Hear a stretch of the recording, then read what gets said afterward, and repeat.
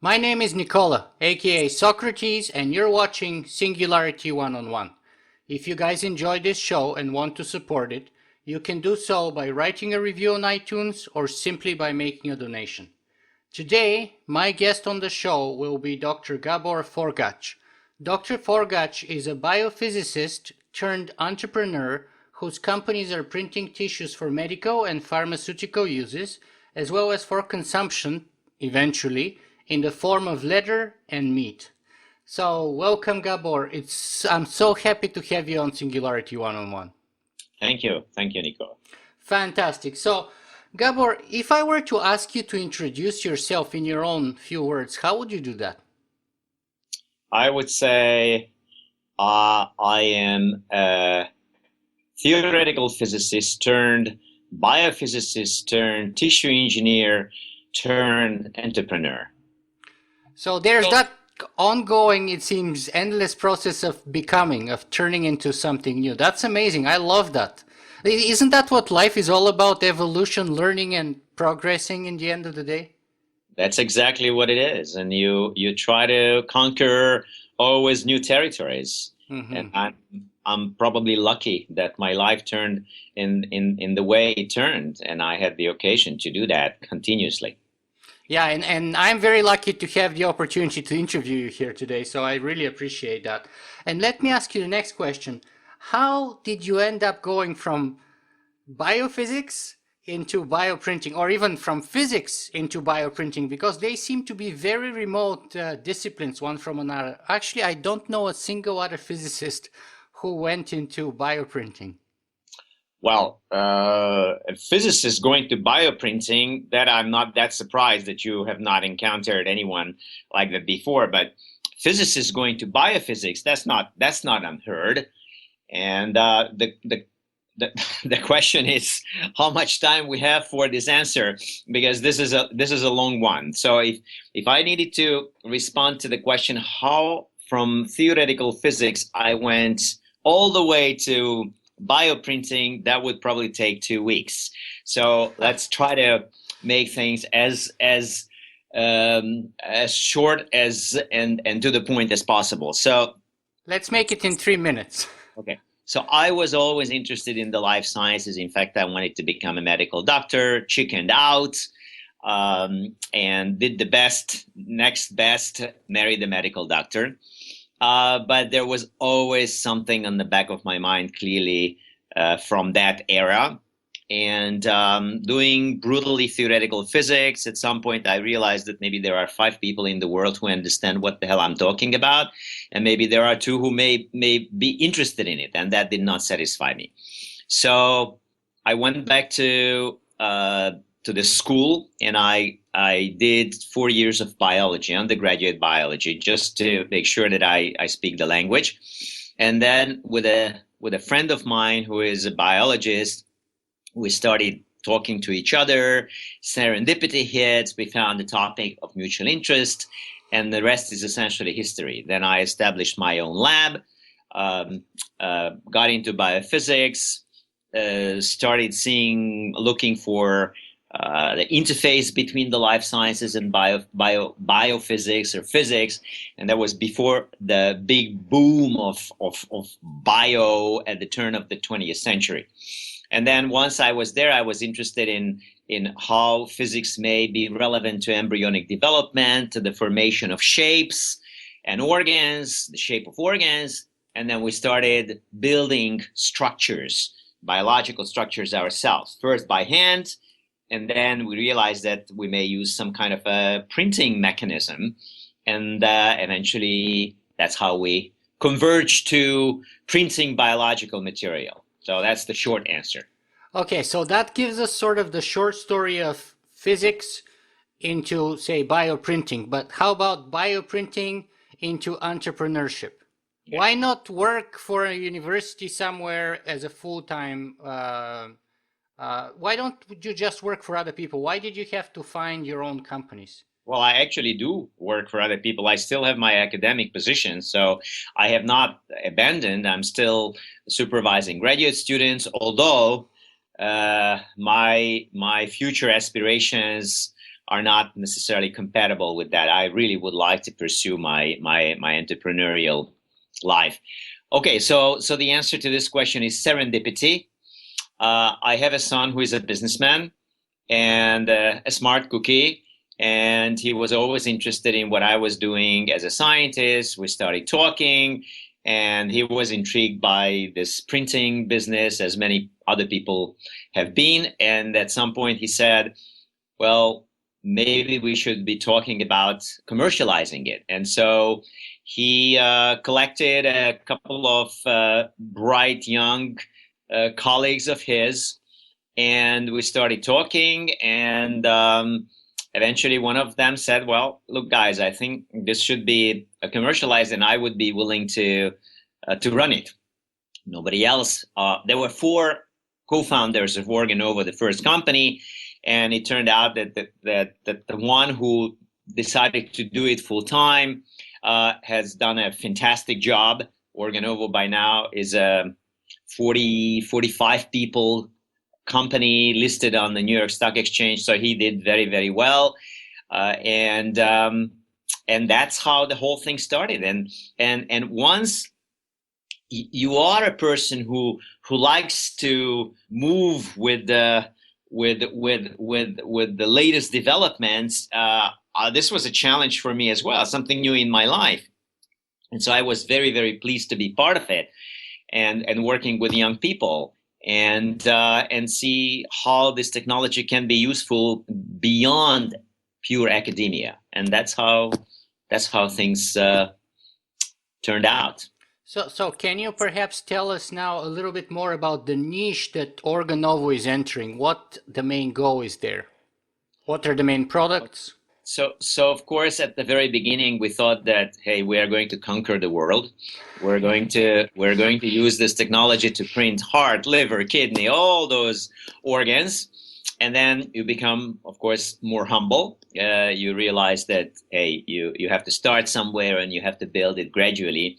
So the idea was that this technology is going to revolutionize regenerative medicine, which I think it still will.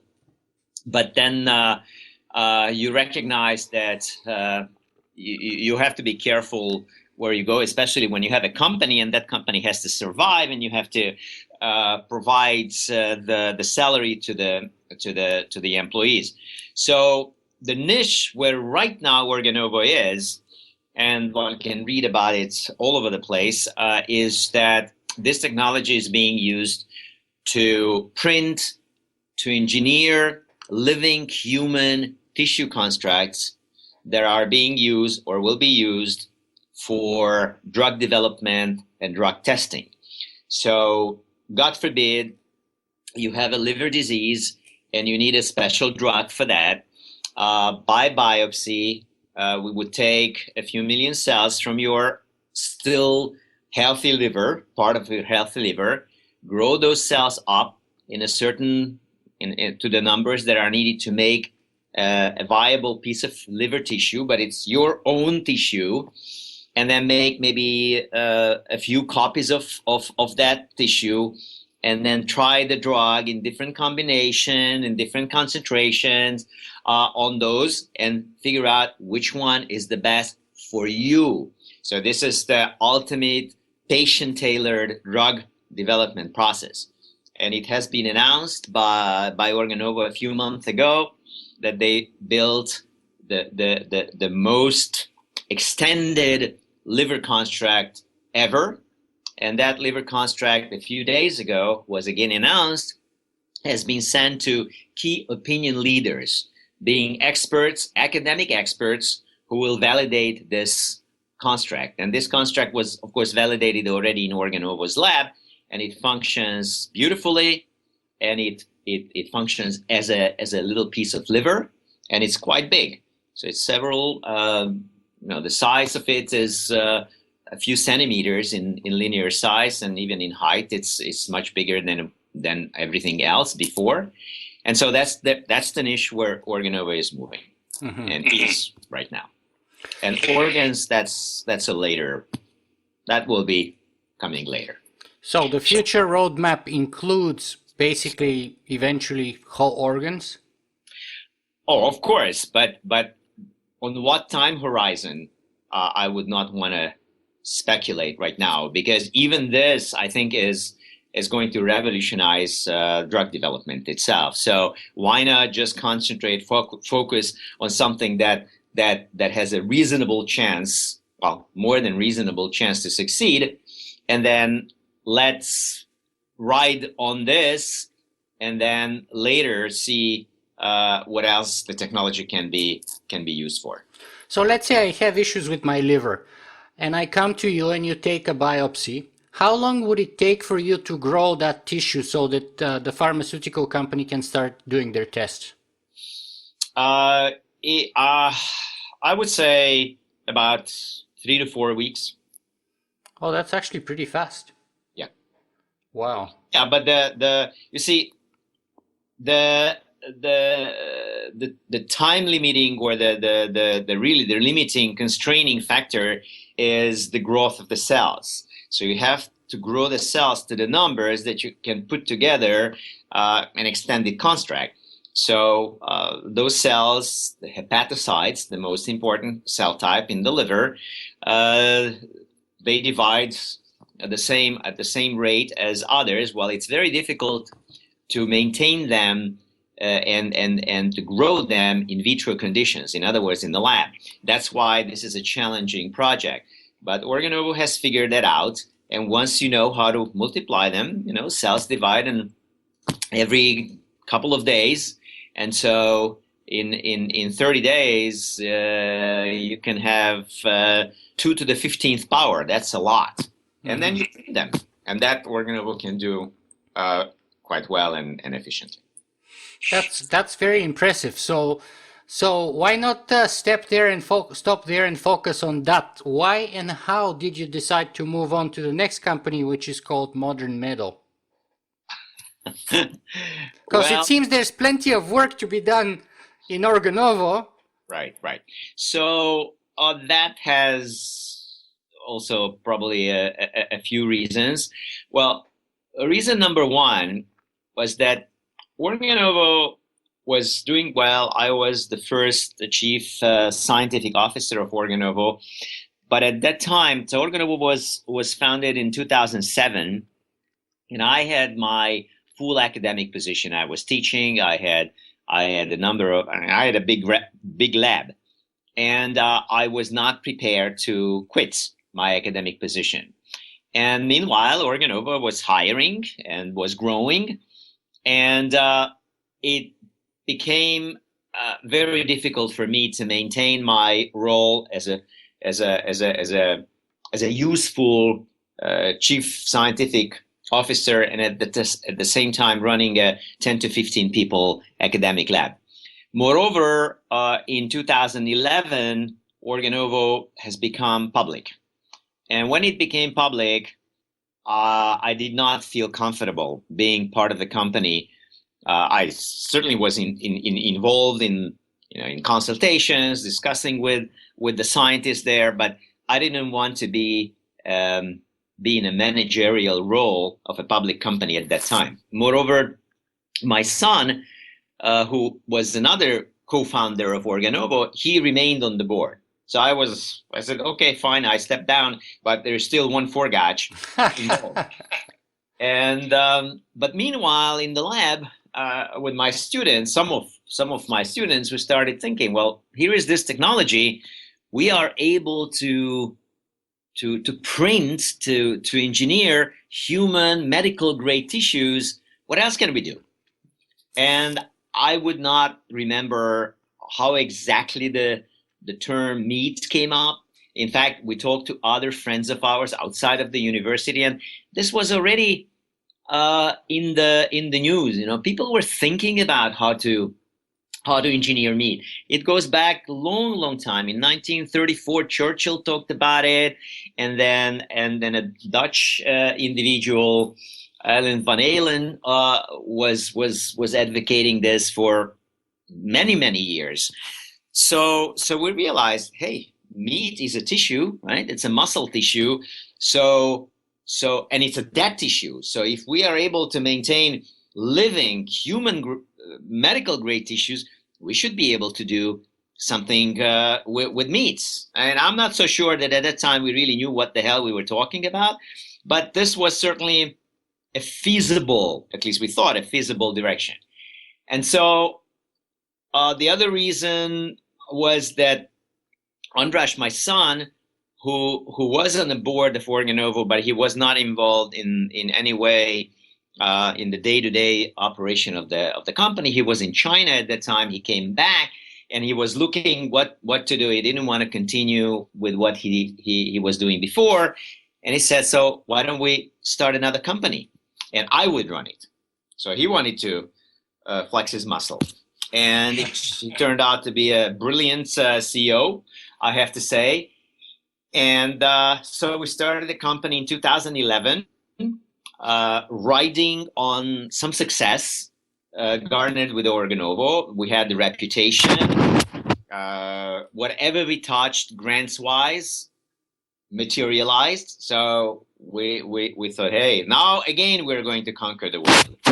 And then in the process, we realized, hey, if we can perhaps do meat, leather is another animal tissue, and so why don't we concentrate on leather? Because that's, in some sense, it's easier. I would say maybe not easier, but it is less controversial because you don't need to eat it, you don't need to swallow it, you don't need to inhale it, and so therefore we first concentrated on leather. And by now, we are running the two projects parallel, and both of them are doing fantastic. Fantastic. So let me ask you, how far along that process are we? How long before we can say I can buy a leather jacket from your leather? Well, I don't know if that's what you want to buy or that's what I would like you to buy. Again, what would you like me to buy? Okay, so let me just respond to this question in the following way. You see, leather is, or rather hide, hide is the skin of a dead animal, but the skin is a tissue itself. Meat is a tissue itself. So again, we're talking about cells. Cells need to be multiplied. Cells need to be enticed to form tissues. So again, their biology dictates a certain pace. Yes, sure, I would like to make you a leather jacket tomorrow, and that's not going to happen because there are many, many steps that we have to still work out. We can make leather, and we can make that leather, I would say, almost genuine leather in a sense that it's made by the same cells that create the skin and eventually the hide, and then you have to tend the hide. That's the process of turning the hide into leather. We can do that. Now, in what quantity? So this is even on a bigger scale than making a little liver construct. We want to sell millions of tons of meats, millions of square meters of leather. We need billions and trillions and many more cells. So making a leather jacket will require revolutionary changes in our cell culture techniques, that is to grow the cells. But what I can tell you is that there's a very good chance that by the end of 2015, if you have a lot of money, you will be able to buy your wife, if you're married, a little handbag made of this leather. Okay, so and the reason I'm saying a lot of money, because at the beginning it's going to be expensive, so it's going to be sold to the people who can afford it, and that's the way how it is at the beginning. Apple Macintosh was very, very expensive at the beginning. Specialty item. It is going to be a luxury specialty item at the beginning. But if we can make it into a luxury item, then it's only the question of time that price will come down and will be affordable to others. Mm-hmm. So hopefully you will be able to scale it. And actually 2015 sounds pretty good. If you make it to market with a product 2015, that'd be pretty impressive. A limited selection and the limited number. Yeah, that's still impressive, and I wish you all the very best with that process because it takes a lot of effort and persistency. And then the other parallel sort of product would be meat. Is meat? So it seems to me in my mind that we are kind of starting with leather, then meat would be the next step, and then organs would be the toughest, longest term products. Is that fair to say? Well, yeah, but I would not confound human regenerative medicine with consumer items made of animals. You see, Organovo is the one. That's Organovo and Modern Meadow are two separate companies. One is focused on human regenerative medicine, drug testing, and anything that is human biology and medicine.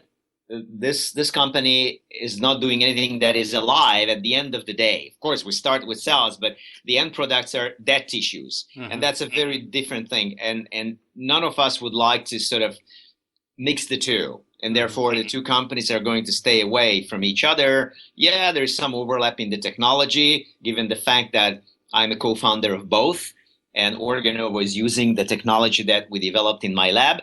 But beyond that, we all would like to keep the two companies separate. And so it's hard to say that, okay, first leather, then meat, and then organs, because leather and meat, I can say, yes, that's Modern Meadow. We're progressing on that. How and when Organovo is going to get to, organs, that's Organovo's plan. But I have to tell you, we have already made. It depends what you call organs, by the way. Organ. Even in my own lab, back in a few years ago, we published that in 2007, 2008. We published already results on printing and thus engineering functional blood vessels with this technology. Now, is a blood vessel an organ? Well, it's part of a bigger organ, the circulatory system, the circulatory organ, a circulatory organ, and so again, it depends. If you are thinking about a liver or a heart, yes, that's out there, and I don't want to make any predictions. But if you're thinking about parts of organs, then it's not that far-fetched, because like blood vessels, that's not gonna, it can happen within anything 5 to 10 years. Yeah. Let me ask you this: are you a vegetarian yourself? No, I'm not. You're not. No. So, how do you feel about switching to in vitro meat? I wouldn't call it in vitro meat. That How has would a you call it? bad connotation. If you go on the street and you go to Joe and you say, "Hey, Joe, would you like to taste this in vitro meat?" Well, guess what the answer is going to be. But if you say, "How about cultured meat?" That sounds more palatable, perhaps, and that's how we call this product. It's cultured meat. Now, it is going to be controversial as hell. There's no question about it. That's why we're trying leather. It's less controversial. There will be people who will embrace it, and we already encountered many. And there will be people, guess where? In France, I'm sure that's going to be the last country where they are going to taste anything like that. And that's fine. That's fine. So not everybody needs to eat cultured meats. Unfortunately, big segments of the world population simply don't have a choice. And there are millions and millions of people who have no access to animal protein. And so they are badly fed and as a consequence have all kinds of diseases. So the way to think about it, I think, is there will be a selection. There will be a possibility to buy the regular meat, which is going to be more and more and more and more and more expensive. And eventually there will be this cultured meats, that nutritionally will be equivalent, if not even better, because we can control the properties. No hormones, no No antibiotics. hormones, no antibiotics, uh, Organically cultured meat. cultured meat. Yes, that's. Organically cultured. Oh, absolutely. This is the most organic that you probably can ever imagine. Yes, yes. This is going to be very organic, and why is it going to be appealing to many people? Because we do not kill a single animal. We will be using much less of the precarious and valuable resources like water, electricity, land. Those are those are getting scarcer and scarcer items, and all this could be done under the same roof. You know that you get the cells again through a biopsy from a cow, that goes into the building at one end, and the cultured meat comes out at the other end. And this could be practiced anywhere in the universe. It could be in a battleship, in a submarine. It could be in town. It could be in the Sahara. So How many times less resource intensive is the cultured meat? If we put money aside, how about the other things like water, energy, etc.? there is a study was made by a scientist at Oxford University. At that time, she was at Oxford University, Tuomisto, a thin lady and a Finnish lady, and numbers like 99% land, 97% less water, and those are huge numbers. Yeah. That's what we're talking about. So the savings there would be enormous. Now, there's no free lunch, right? So you can save somewhere, but something got to give, because this is not going to be cheap. So where it's going to be expensive is you need that nutritional environment. It's called a cell culture medium, where you grow the cells, and that is an expensive baby. So overall, the balance where that's going to be, it's hard to predict at this point for sure. Just like with leather, at the beginning, this is going to be more expensive than regular industrial meats, but the price will come down. Many people would be willing to pay a premium because no animal is killed in the process, because no environmental harm is involved. That's the way it's going to go. Because you are a vegetarian, you don't want to eat slaughtered animal meat, but maybe this one you will. It's hard to predict, but it's a very exciting game. There's a lot of marketing, involved here. You already mentioned, I think, the term Frankenstein food. And some people have called it like that. So let me just dig into the sort of the core issue with that sort of moniker, if you will. I've seen you eat cultured meat on the stage of TEDx in a video. How many times have you eaten meat like that? Twice. Well, again, let's be more specific here. So the stuff I ate on the TEDmed stage in 2011 was a little teeny tiny piece of this cultured meat. Now, you also may know that in the summer of 2013, another group run by Dr. Mark Post in the Netherlands came up with a hamburger, and there was a celebrated tasting, open tasting in London. So I and we are not the only ones pursuing this project, although I don't think that besides the Post and the Modern Meadow operation, I'm not aware of anybody else doing this.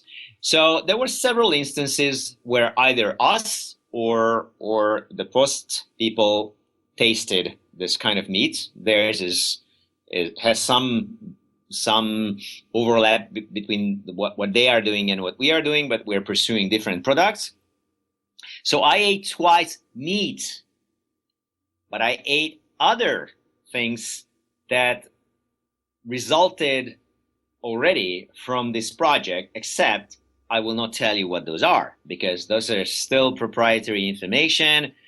I believe that we will reveal something soon, but I can't talk about that right now. Okay, but the core of my question, and I will come back later to the work of Dr. Mark Post because I've been actually trying to interview him here, and we've been in conversation with his assistant. But how do we know it's safe? That's the core issue. Aren't you sort of taking a leap of faith when you're eating this?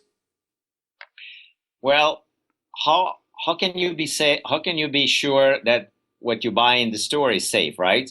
And there were instances where it turned out not to be safe. Yeah, sure, USDA stamped and this and that, but there's never 100% security there.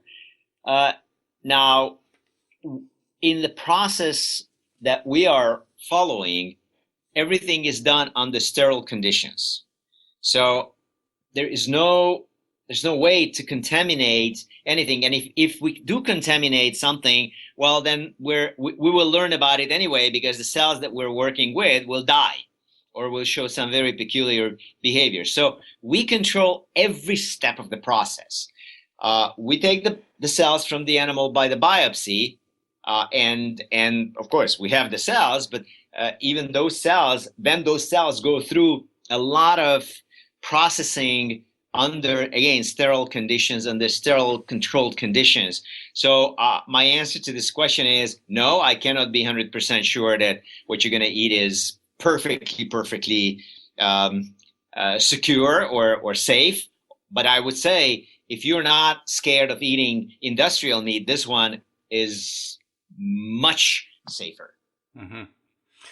Now, going back to the work of Dr. Mark Post in the Netherlands, how is your work different or similar to his? Okay. Well, first of all, Mark Post is still in academia. Modern Meadow is a company. Now, that doesn't mean much except that a company has different objectives than an academic researcher. Mm-hmm. Other than that, Mark Post got an infusion of money from Sergey Brin, co-founder of Google, and my understanding is that those funds were pre-dedicated and still are of making a hamburger, and that's what he has done.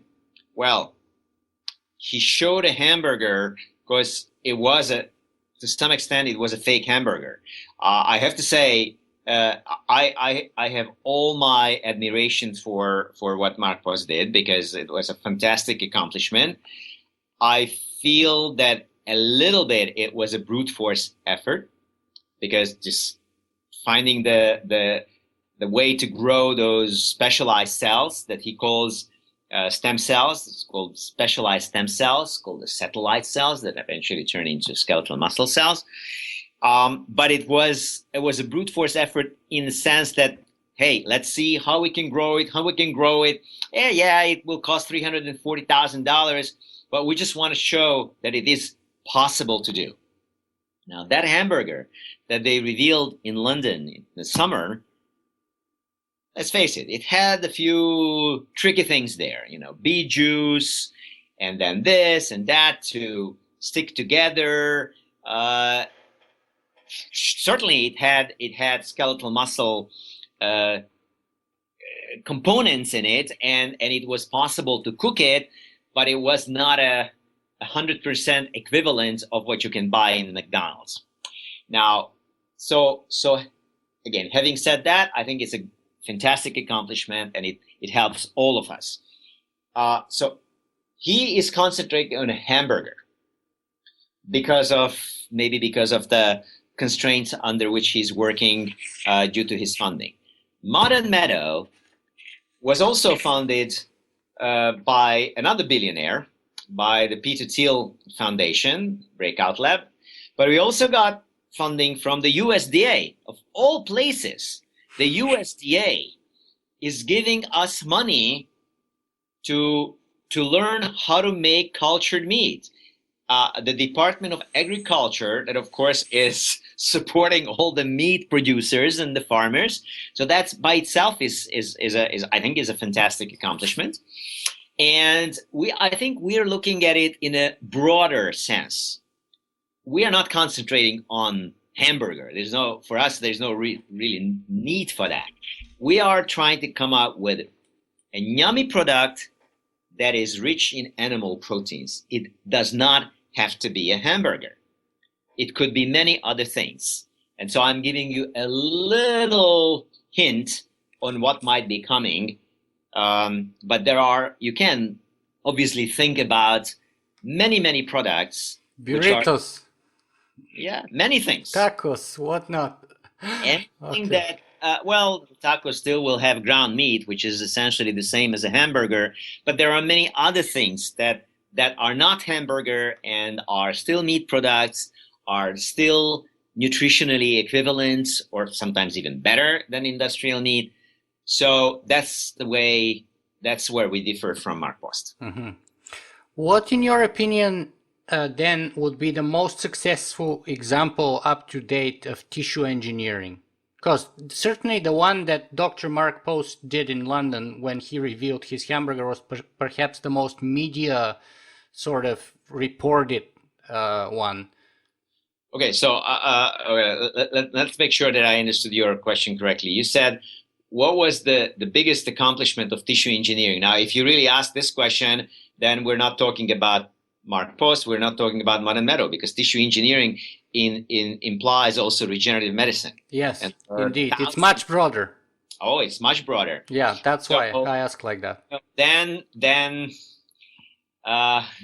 Okay, so think about, for example, a kidney that was tissue engineered by Dr. Tony Atala and implanted into human beings. Was it a kidney or a bladder? No. The bladder. No, there was no kidney. Has never been a kidney implanted, a tissue engineered kidney implanted into. Yeah, because you said kidney, and that's why I'm asking. Sorry, no, I wanted to say bladder. Yeah. Bladder. Well, I think that's a fantastic accomplishment. Mm-hmm. Now, you probably have heard of tracheal segments, the windpipe, tissue engineered by British scientists in Karolinska Institute, by an Italian doctor. I think those are fantastic accomplishments. Mm-hmm. You're saving lives. Yeah. Now, when it comes to that point, saving lives, you could say, okay, making tissue engineering meat dwarfs those, right? And the ultimate goal, I think, of a scientist, of a tissue engineer, is to save lives. I would say those are definitely the most spectacular accomplishments. What we are trying to do with leather and meat should perhaps not be compared with that. That has its own goal, niche. This one also, we want to feed humanity with healthy animal protein. We want to produce leather without killing a single animal and without creating harmful effects to the environment, the niche where we live. So I think the two things are not necessarily comparable. Mm-hmm. Comparable only that in the sense that, yes, it's tissue engineering. The technology that is being used is tissue engineering, because we're building tissues as well, but the objective is different. Mm-hmm. So fantastic accomplishments in tissue engineering, but that should not diminish in any sense what Mark Post has done, or I would like to believe that what we have accomplished already with the leather. Mm-hmm. What is the biggest misconception about your work that you would like to perhaps clarify once and for all? Well, it's one thing what I would like to clarify, but I'm sure that I will, even if I clarify and transmit my enthusiasm about it, there always will be skeptics, and still will say, "Oh, this is Frankensteinish," and you know, hey, I respect everybody's views, and you know, everybody should have his or her own views. So the misconception here is that this is Frankensteinish. meat or food. It isn't. There's nothing Frankensteinish in it. In my opinion, it's a natural process. We're trying to follow as much as one can under laboratory conditions what is happening in the body. And so therefore, I don't see anything Frankensteinish about it. It's essentially the same tissue or essentially the same material that we're after for our leather that is the major component, ingredient of skin tissue, especially when that tissue is dead and you arrive at the animal hide and then you tan it. So again, there is nothing Frankensteinish. I at least cannot see what possibly could be there Frankensteinish.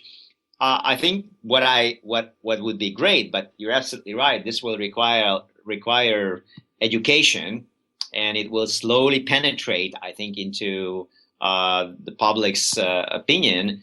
Is that this is not genetic engineering. We're not changing any genes here. We are taking the same cells and enticing those cells to do what they do anyway in the body, except that we want them to do it outside of the body. And then there's a lot of technical details here that I don't think we have to go into. What we need in order to be able to construct that tissue or that final product that otherwise is obtained from starting from the animal. And one technology that we're using here is bioprinting. Mm-hmm. But again, I don't see what possibly could be here Frankensteinish. I actually would like to interview myself someone who calls it Frankensteinish. Why the person is saying it's Frankensteinish? I think it's really the question of ignorance. Mm-hmm. And you may not expect, you can't expect, of course, that everybody in the street will know what tissue engineering is. And therefore, if you don't know something about something, then it's easy to say, hey, it's Frankensteinish. Mm-hmm. That's, I think, is scientific ignorance. I agree entirely with you. That's why we're trying to dispel the ignorance with my show here for the past 4 or 5 years. Now, we're approaching the end of our interview, so I want to ask you the last 2 or 3 questions here. And the next one is this. What's your greatest dream, the biggest dream that you have? Oh, you mean scientific? If that's what you prefer to talk about, sure. Yeah, but not necessarily. Well, I think we're sort of moving and acting right now within this professional and scientific framework. So why don't we concentrate on that? Well, that's a very good question, though, because one of my dreams actually has come true. It is Organovo. Organovo is a beautiful company. It's incredible to see where that company has arrived or is moving to, so that certainly was a dream, and that dream has come true. So what else is coming out of Organovo? Whatever comes out of Organovo, it's a bonus for me. Now, once one dream comes true, then of course your appetite got enhanced and say, okay, so maybe I can set even a bigger goal.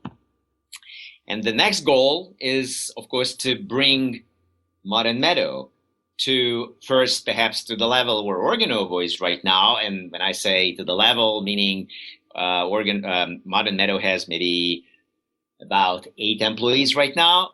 Organovo has 45. So yes, building Modern Meadow where Organovo is, but beyond, because I can see what is beyond. This has no boundaries, what we are trying to do with Modern Meadow.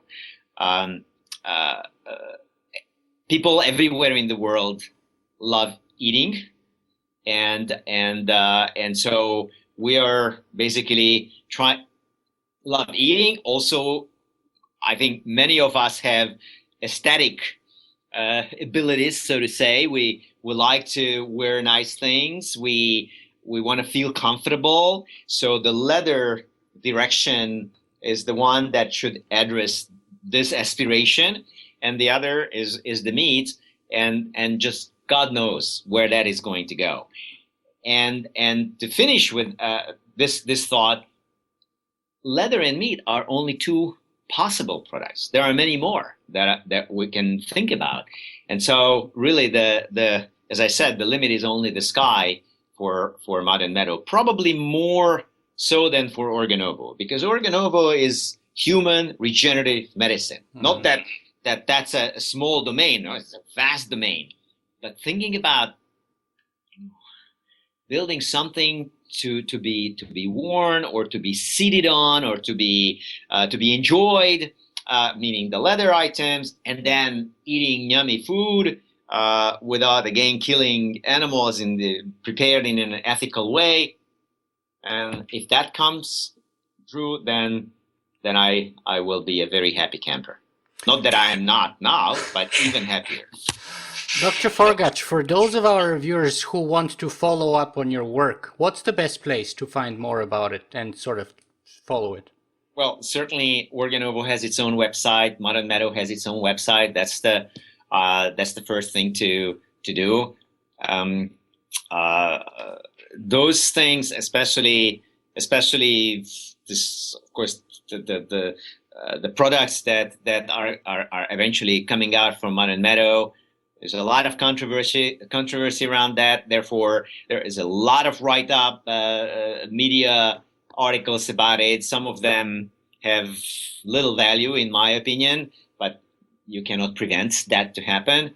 I think for those people who really want to have an informed opinion, it is probably the two companies' websites that I would start with and go from there.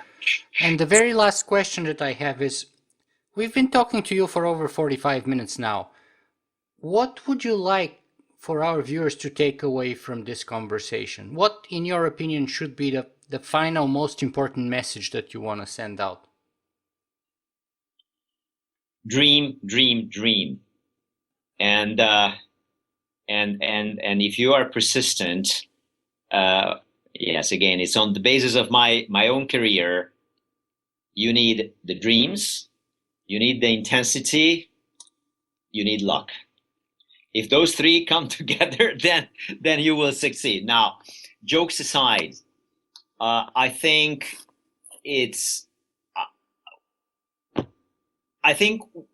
we live in a time when it's really difficult to say this is impossible. I think we got to the point that we have the tools, or at least potentially have the tools and the knowledge that we can accomplish anything we want, at least things related to our human life. And that's something that I can't tell you how excited I am about that. And this is the thought that I would like to convey. Dr. Gabor Forgacs, thank you so much for spending time with us today. Thank you very much for interviewing me.